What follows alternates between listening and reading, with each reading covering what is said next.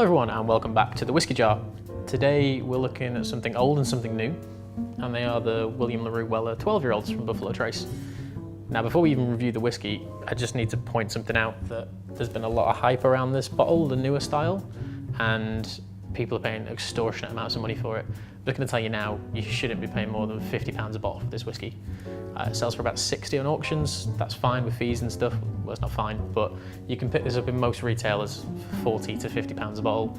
Someone told me the other day they were paying 100 for it. When I was in a shop in New York, I saw it for $250.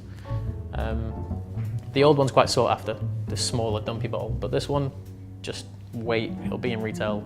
There's no need to kind of pay crazy prices for it. But we'll crack on with the whiskey itself. It's a wheated bourbon, so there's no rye in this. It's corn, wheat, and a little bit of barley. And that's gonna give you like a really chocolatey, rich, nutty kind of flavor. So we'll dive in straight away, see if there's any difference to the old one.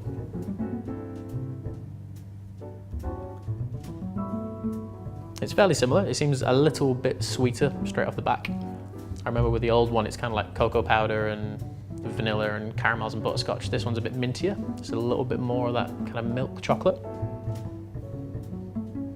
Still loads of butterscotch and cream corn, very buttery in general. And then you do get a little bit of that cereal note in the background, that kind of almost like cornflake, Weetabix kind of note.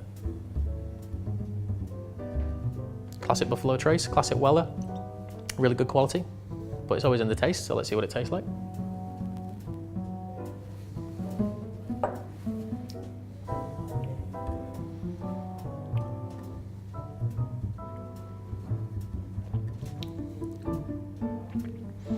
Again, taste is pretty similar to the original 12-year-old too. I should probably stop calling it the original because they're kind of the same spirit. The old one. Taste is very similar. Really sweet at the start. Cocoa butter, peanut brittle, toffee, a little bit of mint kind of pulling through. And then as it gets to the back of your palate, it's that classic dry 12-year-old bourbon style. And no matter if it's rye orientated or wheat or 100% corn orientated, 12 years in a cask in Kentucky heat is going to give you a lot of dryness towards the back. Elijah Craig is a perfect example of this. Really sweet on the nose, really dry towards the finish. This mirrors that almost perfectly. I'm going to give it another go, to see if anything else pops out.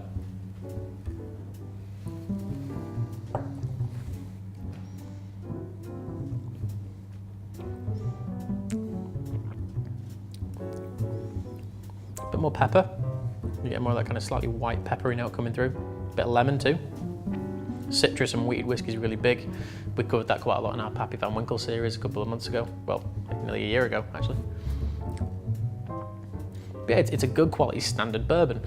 And for the W.L.Weller B-tag bottle, I can understand why that goes for crazy money because it's one of the best things I've ever tried.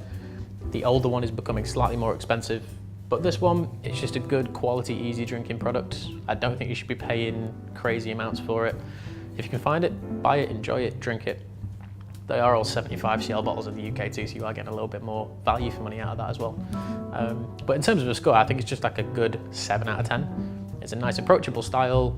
Everyone likes it. Nothing wrong with it whatsoever. Nothing overly interesting about it, but it's not bad whiskey whatsoever.